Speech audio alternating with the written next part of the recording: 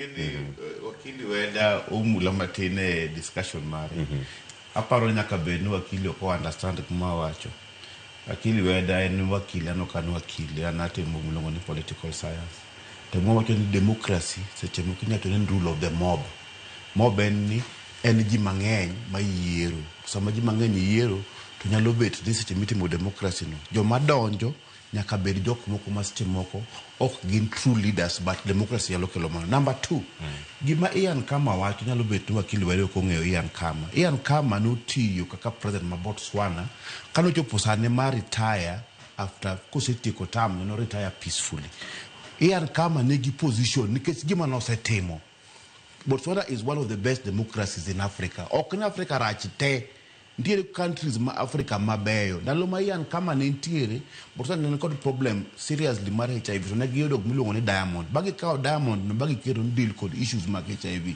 Ian Kama en president ma kamo chope en one of the best presidents mo nyalo emulate. Emomiyo onyalo chung tanigi standing point. To wacho nigi mang'ato yudo 97%.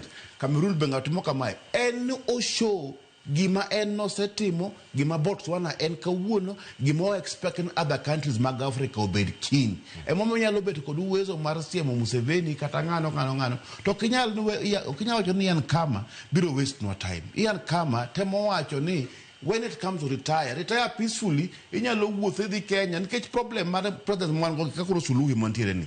Gik motimo sani go, bro muone kada retire nikech luor kaponi retire to jok mani hinyo, jok mani nego, jok mani bro luwi, bro maki. Wasebedo gi president mopogore kata president Chiluba. Moko bende nitiere makarane o retire to dhi jela direct. Ok wadwar ni president kose retire to dhi jela.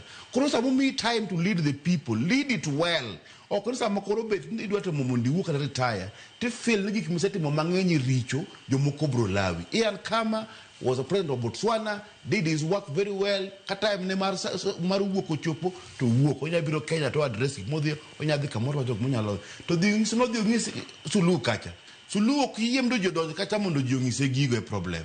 To wan sani gima wachre kaka koro gima wakili wede wacho na kia ni Cherengei address jomoko e gweng. Sani wan e gimiluongo ni information age. Kata gimiwacho so long as osedhi e Facebook gino inene piny mzima.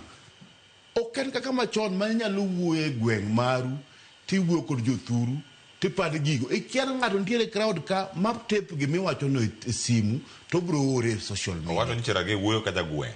Uwoyo ka jagweng, yes. To position mari ma senator ma Kenya.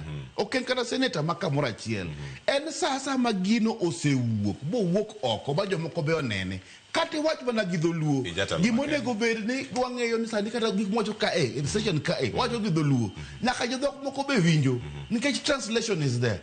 Okay, ni kono kiwacho bro ka gidholuo to koro ese wache social to I know the social media to ng'ano nyalo pinyo ndo Oscar ma wuoyo TV ni wachango to jadhok moro.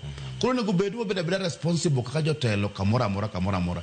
Ana wacho mna democracy is a rule of the mob. Onya kelo yugi. To ka wacho to gik mang'acho wacho to chal na ka yugi anyway au ka gine ni Ambroso nene mopogre but ando mana kaka nene. Ero kamano piny Botswana bende kirango listi mano mag pinje manigi demokrasia molonya